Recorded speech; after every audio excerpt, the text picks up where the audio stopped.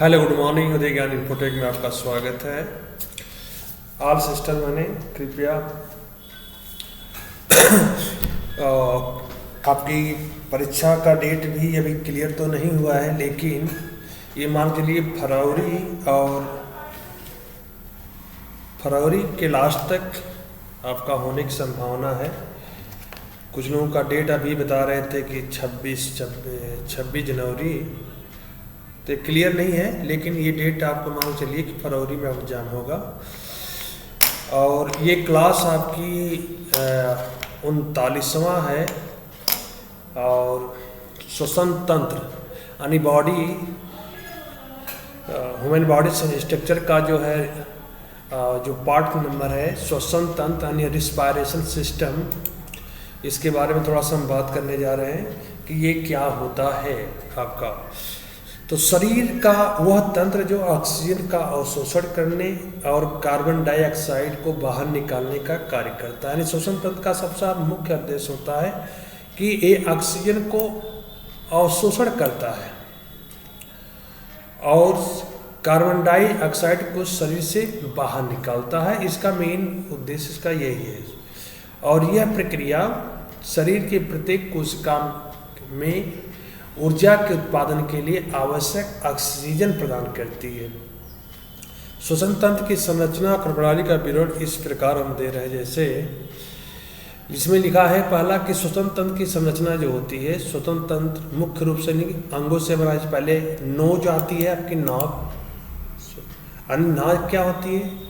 नाक जो श्वसन तंत्र का प्रारंभिक भाग होता है, यह न केवल हवा को प्रस्तुत करने का माध्यम करते हैं, बल्कि नाक के भीतर स्थित जो सिलिया होती है यानी बाल और श्लेष्म यानी म्यूकस हवा को शुद्ध करने और उसे नमी प्रदान करने का भी काम करती है।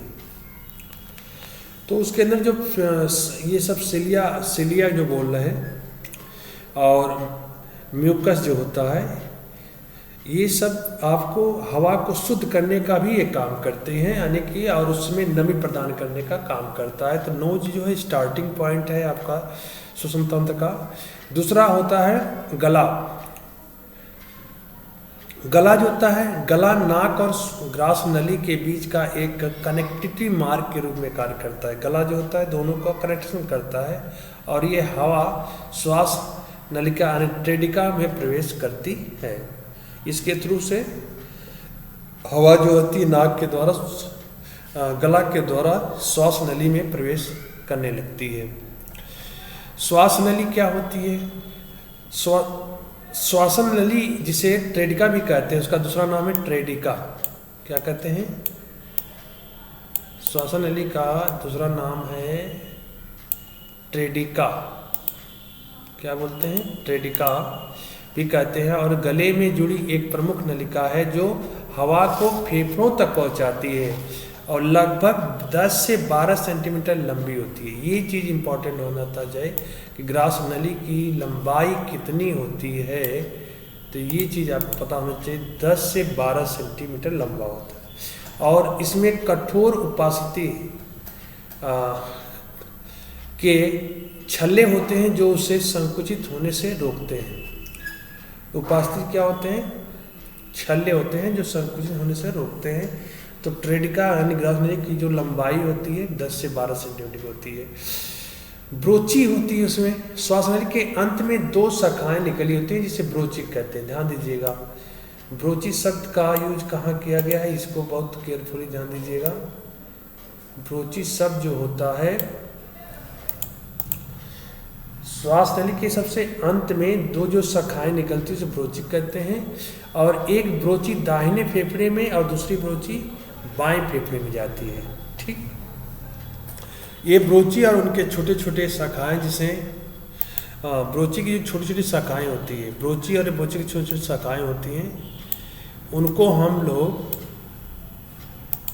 ब्रोक्लियोस कहते हैं और हवा और फेफड़ों के विभिन्न हिस्सों तक पहुंचाने का काम करती है। अगला नेक्स्ट है आपका फेफड़े क्या होते हैं, लंग क्या होते हैं। फेफड़े शरीर के मुख्य श्वसन अंग हैं। प्रत्येक फेफड़ा 2 हिस्सों में बटा होता है, दाहिना और बायां। फेफड़ों में हजारों छोटे पुटिकाएं होते हैं जहाँ पर गैसों का आदान प्रदान होता है, यानी गैस ऑक्सीजन और कार्बन डाई का। यहाँ पर ऑक्सीजन रक्त में अवशोषित होती है और कार्बन डाइऑक्साइड रक्त से बाहर निकालती है। फेफड़ों के अंदर क्या होता है, कार्बन डाइऑक्साइड को बाहर निकाला, ऑक्सीजन को अवशोषित करना। फेफड़ों में के दो पार्ट है। अगला है अल्वियोली। अल्वियोली ये क्या होता है? अल्वियोली फेफड़ों के छोटे गुब्बारे जैसी संरचना होती है जिनका कार्य गैसों का आदान प्रदान करना और यहाँ से ऑक्सीजन रक्त में प्रवेश करती है और कार्बन डाइऑक्साइड बाहर निकालती है। अगला है वायुमार्ग। क्या होता है? फेफड़ों के बाहर एक पतली झिल्ली की परत होती है, जो फेफड़े होते हैं उसके बाहर एक होती है जिसे प्लियूरा कहते हैं। प्लियूरा क्या बोलते हैं? प्लियूरा कहते हैं। और ये दो परतों में बटी होती है, एक फेफड़े के साथ और दूसरी छाती की दीवार से जुड़ी होती है। इसमें के बीच एक तरल पदार्थ होता है जो फेफड़ों को विस्तार और संकुचन में मदद करता है। श्वसन नली की प्रक्रिया कैसे होती है, ये दो चरणों में दिखाया गया है। एक्सटर्नल रिस्पिरेशन, इनमें वातावरण से ऑक्सीजन और फेफड़ों में लाया जाता है और शरीर के रक्त प्रवाह में मिलाया जाता है, जबकि रक्त से कार्बन डाइऑक्साइड फेफड़ों से बाहर लाया जाता है और फिर उसे बाहर किया जाता है। यह प्रक्रिया अल्वियोली में होती है। मतलब ये बताए दें कि वो क्रिया कहाँ होती है? अल्वियोली में होती है। अगला नेक्स्ट है कोशिका श्वसन। दूसरा पार्ट है इंटरनल रिस्पिरेशन। क्या होता है? ये प्रक्रिया शरीर के विभिन्न अंगों और कोशिकाओं में होती है। इनमें रक्त से ऑक्सीजन कोशिकाओं तक पहुंचती है और कोशिकाओं से कार्बन डाइऑक्साइड रक्त में वापस आता है। ये आपका इंटरनल रिस्पिरेशन होता है। नेक्स्ट है श्वसन तंत्र के कार्य क्या होते हैं। श्वसन तंत्र के मुख्य कार्य ऑक्सीजन का पहला होता है परिवहन करना, मतलब ऑक्सीजन को ले जाना। श्वसन तंत्र वातावरण से ऑक्सीजन को शरीर में लाता है और शरीर के प्रत्येक कोशिकाओं में ऊर्जा बनाने के लिए आवश्यक होता है। दूसरा, कार्बन डाइऑक्साइड का उच्छेदन करता है, यानी कार्बन डाइऑक्साइड द्वारा उत्पन्न कोशिकाओं द्वारा उत्पन्न जो कार्बन डाइऑक्साइड होता है शरीर से बाहर निकालता है। शरीर के तापमान को भी नियंत्रित करता है। ये श्वसन तंत्र में हवा का आदान प्रदान शरीर के तापमान को स्थिर रखने के लिए मदद करता है। रक्षात्मक भी कार्य करता है, जैसे नाक और श्वास नली में स्थित बाल और श्लेष्म पदार्थ हवा को शुद्ध करने का कार्य करते हैं, जिसमें हानिकारक कणों और बैक्टीरिया का से बचाव होता है। तो श्वास नली कई तरीके से आपके काम आती है। श्वसन प्रक्रिया के जो चरण होते हैं आपके, पहला होता है इनहेलेशन यानी प्रेरण। जब वायुमंडल हवा को श्वसन तंत्र में प्रवेश कराती है तो ये प्रक्रिया प्रेरण कहलाती है। इसमें डायाफ्राम पेट की मांसपेशी जिसे कहते हैं और छाती की मांसपेशी सिकुड़ती है, जिसमें फेफड़े फैलते हैं और हवा अंदर आती है। दूसरा एक्सहेलेशन क्या होता है?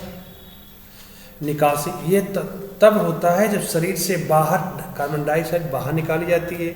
इस दौरान डायफ्राम और छाती की मांसपेशियां आराम करती हैं, जिससे फेफड़े सिकुड़ते हैं और हवा बाहर निकलती है। श्वसन तंत्र में कुछ संबंधित विकार होते हैं, यानी कुछ बीमारियां होती हैं जो फैलती हैं, जिसमें अस्थमा एक टाइप की बीमारी है। विकारों में अस्थमा एक है। यह श्वसन तंत्र की सूजन और सिकुड़न की स्थिति होती है, जिससे सांस लेने में कठिनाई होती है। श्वसन तंत्र में सूजन और सिकुड़न की एक स्थिति आती है, जिसमें सांस लेने की किसी दिक्कत होती है, उसको कहते हैं अस्थमा हो गया है। ब्रोंकाइटिस, श्वास नली की सूजन जो खांसी और श्वास संबंधी समस्या का कारण बनती है, उसको ब्रोंकाइटिस कहते हैं। पल्मोनरी एम्बोलिज्म, फेफड़ों में रक्त प्रवाह की रुकावट जो गंभीर स्थिति में उत्पन्न कर सकती है। फेफड़ों में रक्त का प्रवाह अगर रुक जाता है तो इससे बीमारी प्रॉब्लम करती है। टीबी, ट्यूबरक्लोसिस बोला जाता है। यह बैक्टीरिया जनित रोग है जो फेफड़ों को प्रभावित करता है और श्वसन संबंधित समस्याएं उत्पन्न करता है। और लास्ट है आपकी कोविड-19। यह एक वायरल संक्रमण है जो श्वसन तंत्र को प्रभावित करता है और श्वास लेने में कठिनाई उत्पन्न करता है। तो ये कुछ श्वसन तंत्र संबंधित विकार थे आपके। और मेरे सभी इष्ट बहनों से बस एक ही अनुरोध है, कृपया मैं इम्पोर्टेंट जो क्वेश्चन है अब बनाना मैं चालू किया हूँ, जिसमें 50-50 क्वेश्चन टॉपिक डालकर थोड़ा सा मैं इस बताने की कोशिश कर रहा हूँ, बस उसी टॉपिक क्वेश्चन कर रहा हूँ, लेकिन वो क्वेश्चन आपके सब के सब इम्पॉर्टेंट है, इसलिए कृपया वीडियो को प्रॉपर देखिए। और ये लास्ट चल रहा है आपका, तो क्वेश्चन आपको मिलना ही मिलना है और इसमें क्वेश्चन फंसेगा ही फंसेगा आपका, इसलिए वीडियो को प्रॉपर आप देखो और अपने फ्रेंड को भी बताओ इस चीज़ को, वीडियो देखें प्रॉपर। और ये नहीं कि अब वीडियो 2-4 क्वेश्चन देखे फिर हटा दिए आप, तो क्वेश्चन आप जब समझ ही नहीं पाएंगे तो जीत गए। वीडियो को देखने का एक पर्पज ये होता है कि क्वेश्चन जब आपके दिमाग में चलते हैं तो पेपर आता है तो कहीं ना कहीं वो एक बार दिमाग क्लिक करता है कि मैंने हाँ इस टाइप का क्वेश्चन पढ़ा था, इसका आंसर ये था। तो इसलिए कम से कम वीडियो को आपको प्रॉपर देखनी चाहिए और उससे आपको ही फायदा है। अब इसके बेस पर मैंने आपको 50 क्वेश्चन कराने जा रहा हूँ, तो ये इम्पोर्टेंट पॉइंट आपको यहाँ से, थ्योरी तो मतलब आपको जान ही गए कि और थ्योरी आप पढ़े भी होंगे, किसी कोई बात नहीं है, लेकिन हमारा काम था कि थ्योरी के साथ ही मैं पढ़ाता हूँ, तो मैं आपको अगर पुराने भूले हों तो उसको याद आ जाए आपका।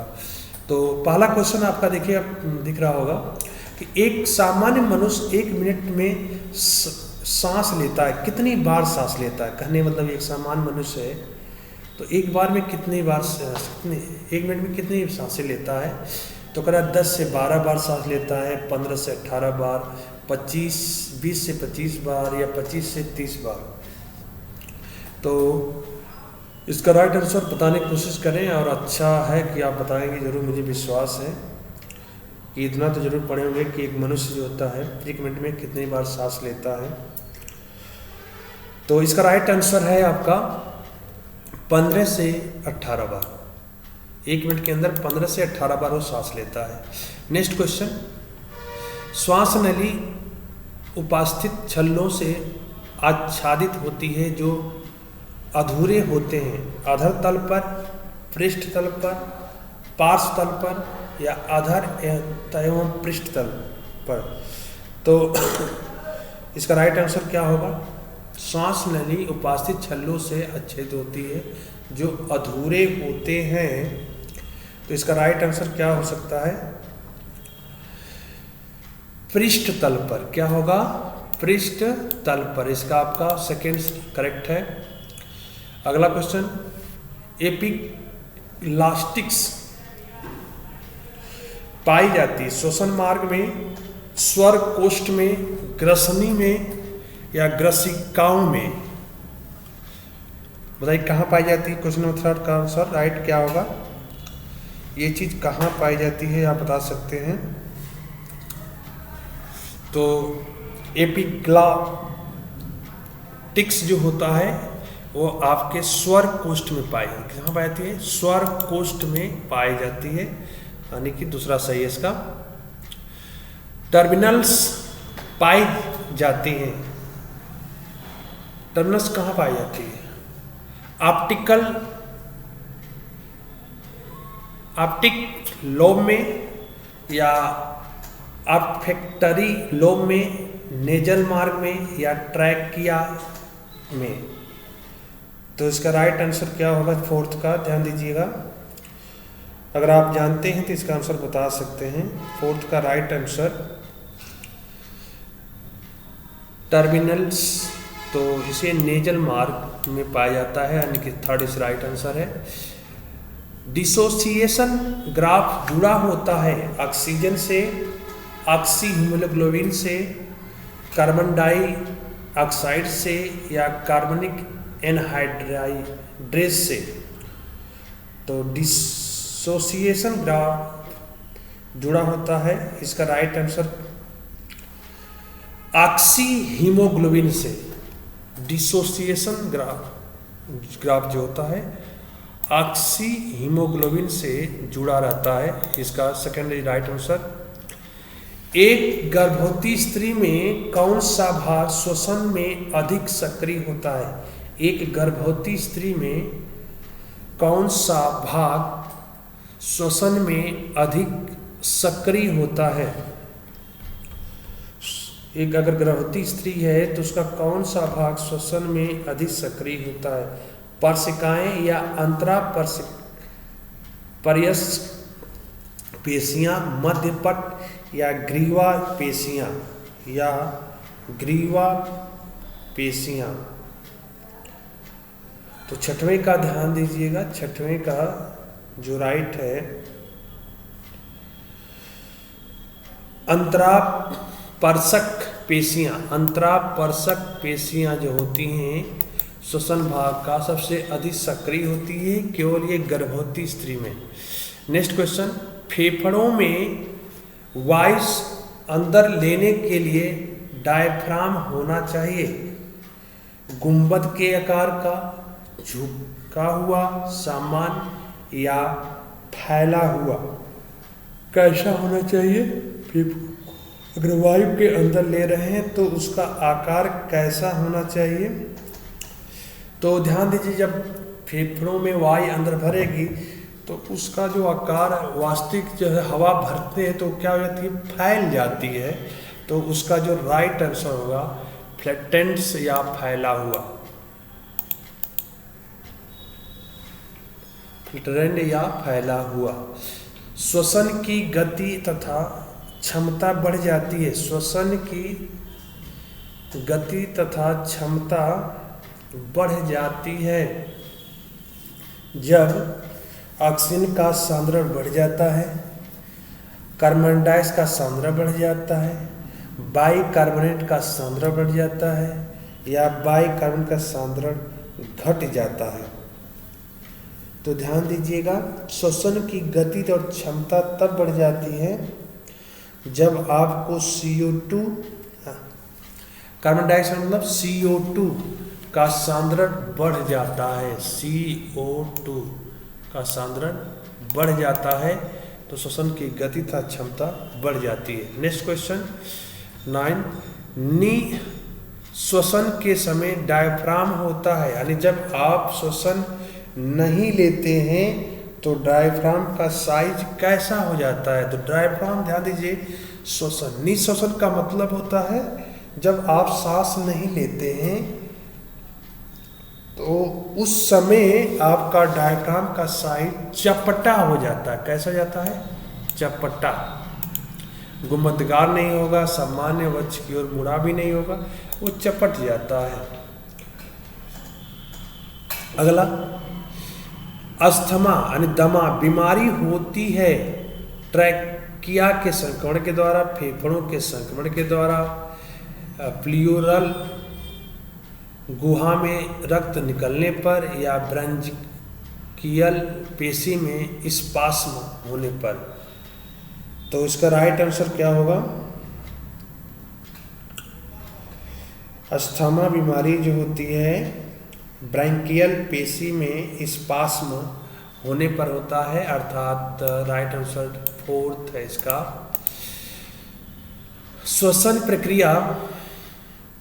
श्वसन क्रिया का नियंत्रण किसके द्वारा किया जाता है? केंद्रित तंत्रिका तंत्र, स्वचालित तंत्रिका तंत्र, सिंपैथेटिक तंत्रिका तंत्र, पैरासिम्पैथेटिक तंत्रिका तंत्र। तो इसका जो राइट आंसर होगा 10 का राइट आंसर क्या होगा? नहीं 10 नहीं, 11 का राइट आंसर देखिएगा। 11 का राइट आंसर आप लगा सकते हैं, आप भी बता सकते हैं क्या हो सकता है। का राइट आंसर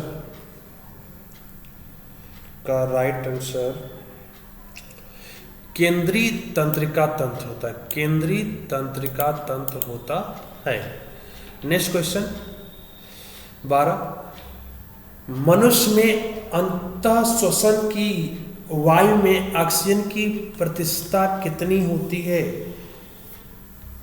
मनुष्य में अंतः श्वसन की वायु में ऑक्सीजन की प्रतिशतता कितनी होती है? 16%, 21%, 10% या 4%? बहुत अच्छे, आपका आंसर बताइए। राइट आंसर इसका क्या हो सकता है कि जब मनुष्य अंतः श्वसन करता है तो उसमें वायु में ऑक्सीजन कितने प्रतिशत होता है, इस बात को पूछ रहा है कि 16% की 21% की 10% की 4%। देखिए हम राइट आंसर आपको बताएंगे ही बताएंगे, लेकिन इसमें थोड़ा सा आप भी दिमाग लगाइए कि थ्योरी भी पढ़ाए हैं आपको और आप भी थ्योरी पढ़े हैं, इसलिए तो आपको उत्तर देना ही चाहिए। तो ध्यान दीजिएगा, इसका राइट आंसर होता है 21% होता है। कितने परसेंट होता है? 21%। नेक्स्ट क्वेश्चन, बीसीजी वैक्सीन का उपयोग होता है निमोनिया के लिए, टीबी में, दमे में या खांसी में? तो बीसीजी किस लिए लगाया जाता है, आप बता सकते हैं? बीसीजी, तो ध्यान दीजिए, बीसीजी बेसिकली ट्यूबरक्लोसिस होता है। तो बीसीजी हमेशा ध्यान दीजिए टीबी में, टीबी की जो बीमारी ना हो इसलिए बीसीजी का उपयोग किया जाता है। ये जो एनम बने जो प्रैक्टिस कर रही होंगी या पहले से हैं वो जानती होंगी इस बात को, तो कि टीबी में इसका यूज किया जाता है। अगला क्वेश्चन आपका है, वह क्रिया जिसमें क्लोराइड आयन लाल रुधिर कणिकाओं में प्रवेश करते हैं तथा बाइकार्बोनेट आयन बाहर आते हैं कहलाती है।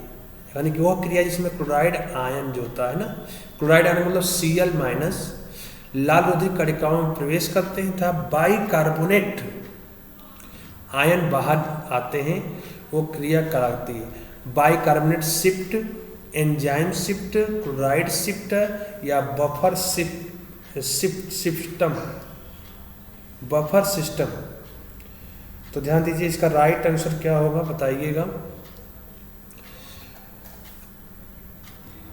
तो क्लोराइड का अंदर जाना सिंपली सा होगा, इसका राइट आंसर क्लोराइड शिफ्ट बोलते हैं, क्लोराइड शिफ्ट। नेक्स्ट, किसी प्राणी द्वारा उपयुक्त का कार्बोहाइड्रेट अनाक्सी श्वसन के लिए ऊर्जा का स्रोत है, इसका RQ क्या होता है? 0.7, 1.0 या 0.9 या अनंत? RQ क्या होगा? तो इसका जो RQ होता है ध्यान दीजिएगा, और किसी प्राणी द्वारा उपयुक्त कार्बन अनाक्सी श्वसन के लिए ऊर्जा का स्रोत होता है, तो उसमें उसका RQ हमेशा ध्यान दीजिएगा, उसका जो RQ जो होता है, उसका जो RQ होता है 1.0 होता है। थर्ड इज राइट है, ध्यान दीजिएगा, ये ऑर्डरिंग गलत हो गया है, 1.0 होता है।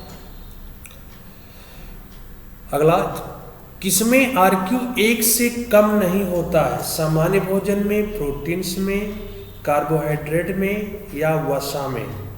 1 से कम नहीं होता है। तो ध्यान दीजिए, सामान्य भोजन में, प्रोटीन्स में, कार्बोहाइड्रेट में या वसा में? तो इसका आंसर होगा थर्ड, कार्बोहाइड्रेट में 1 से कम नहीं होता है। क्योंकि अभी देख बताया ना कि इसमें कार्बोहाइड्रेट अनाक्सी श्वसन के लिए यूज होता है, तो यहाँ पर 1 दिखाया गया, तो 1 से कम नहीं होता है, तो ध्यान दीजिएगा कार्बोहाइड्रेट्स में। नेक्स्ट क्वेश्चन है कि कोशिकीय श्वसन सांस लेने से भिन्न है, क्योंकि कोशिकीय श्वसन में ऑक्सीमोग्लोबिन से ऑक्सीजन मुक्त होकर कोशिकाओं में चली जाती है, या फेफड़ों में ऑक्सीजन हीमोग्लोबिन से संयोग करके ऑक्सी हीमोग्लोबिन बनाती हैं, या अंदर आने वाली वायु में ऑक्सीजन की मात्रा अधिक था बाहर जाने वाली में कम होती है या ग्लूकोज का ऑक्सीकरण होकर कार्बन डाई जल तथा ऊर्जा मुक्त करता है। तो ध्यान दीजिएगा, हमेशा सांस लेने से भिन्न इसलिए होती है कोशिका श्वसन में, कोशिकीय श्वसन में ध्यान दीजिएगा ग्लूकोज का ऑक्सीकरण होकर कार्बन डाइऑक्साइड जल तथा ऊर्जा में मुक्त होता है।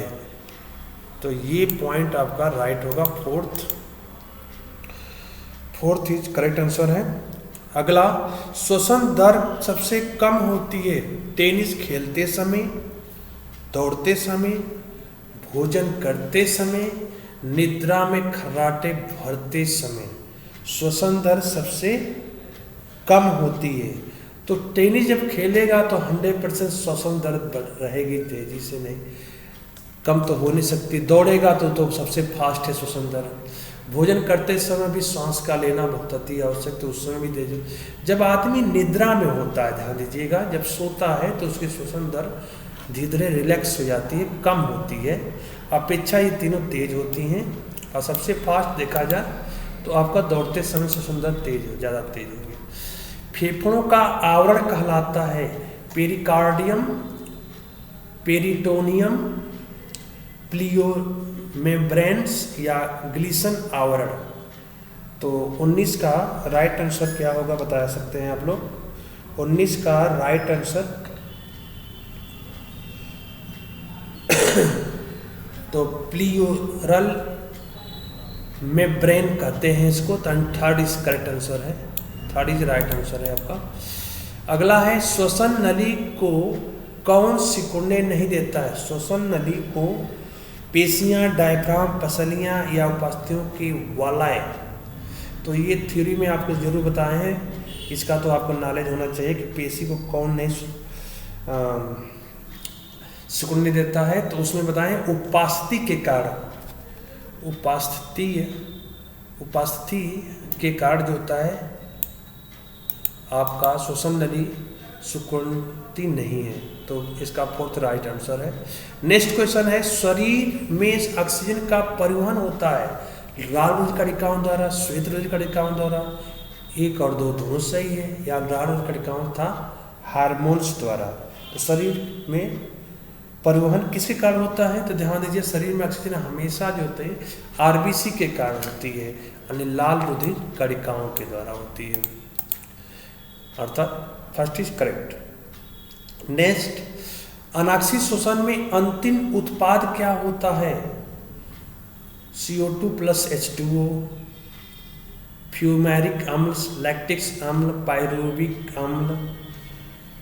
तो अनाक्षी श्वसन में अंतिम उत्पाद जो होता है, अनाक्षी श्वसन में अंतिम जो उत्पाद होता है वो होता है लैक्टिक अम्ल होता है। अनाक्षी श्वसन में हमेशा लैक्टिक अम्ल बनता है। ये बहुत इंपॉर्टेंट क्वेश्चन, ध्यान दीजिएगा, आपके लिए इंपॉर्टेंट है।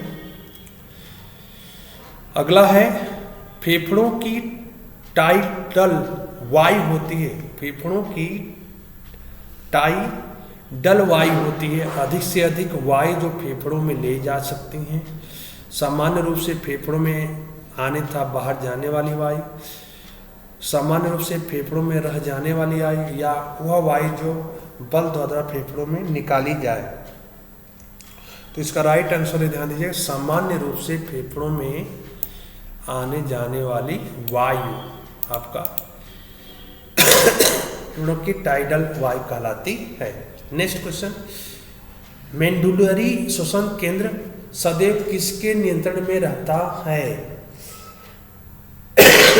मेंडुलरी श्वसन केंद्र सदैव किसके नियंत्रण में रहता है? रासायनिक नियंत्रण के, भौतिक नियंत्रण के, तंत्रिका नियंत्रण के, या ये तीनों नियंत्रणों के अंतर्गत रहता है? तो ध्यान दीजिएगा, इसका होता है श्वसन केंद्र हमेशा रासायनिक नियंत्रण के अंतर्गत रहता है, रासायनिक। नेक्स्ट, निःश्वसन वायु में O2 होती है लगभग 4%, 16%, 10% या 20%। तो वायु निःश्वसन में वायु कितनी होती है? 16%। कितनी परसेंट? 16% होती है आपकी राइट आंसर।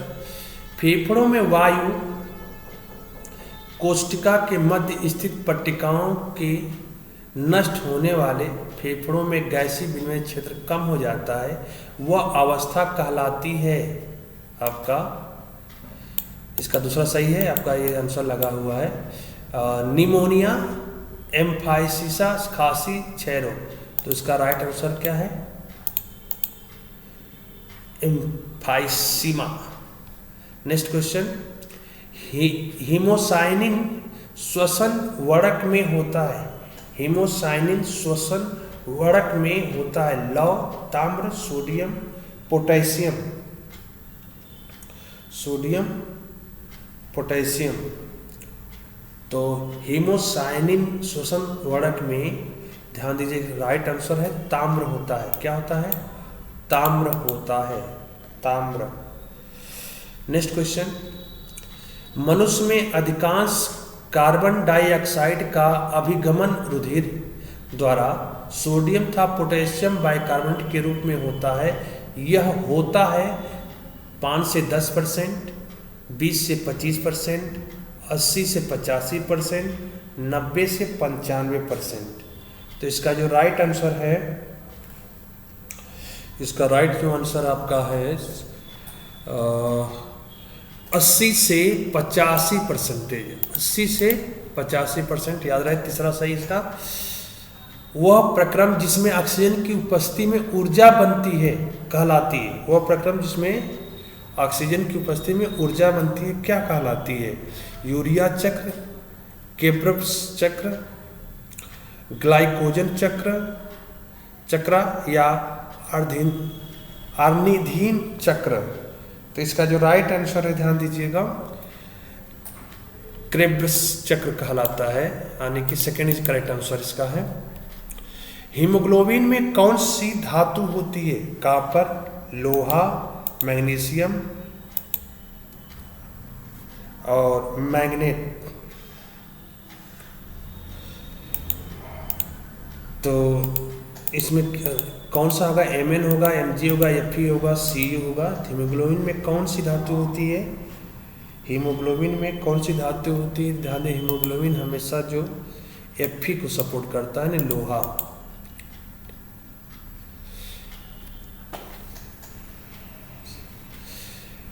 टेस्ट कर रहा है कि ट्रेका में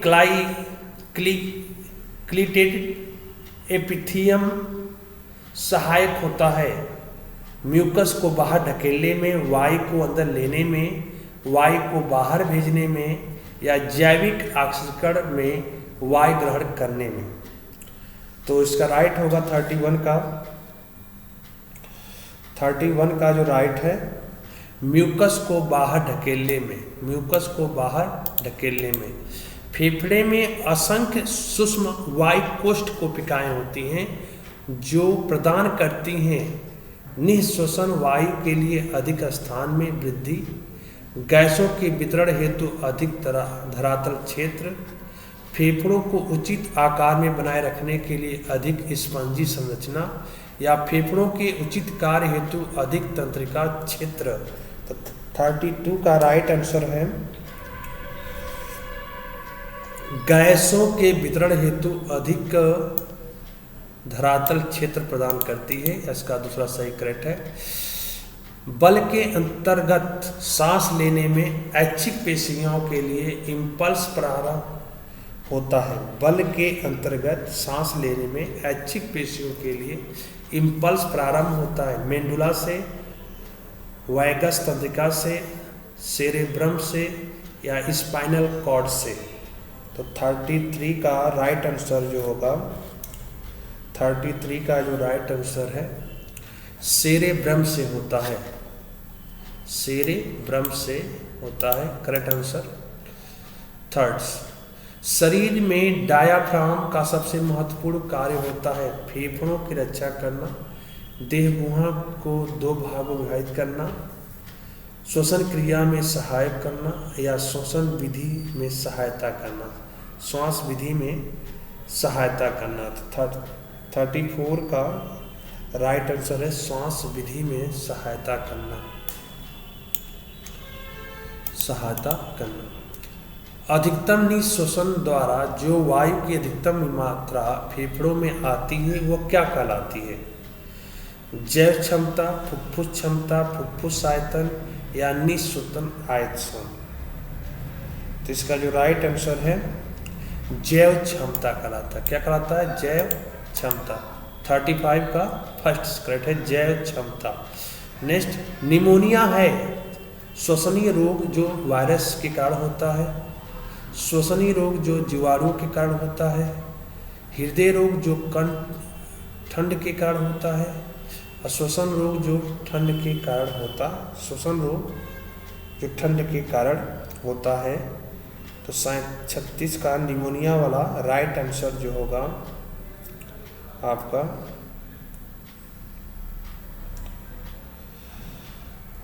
निमोनिया, राइट आंसर इसका है श्वसन रोग जो जीवाणुओं के कारण होता है। श्वसन रोग जो जीवाणुओं के कारण होता है।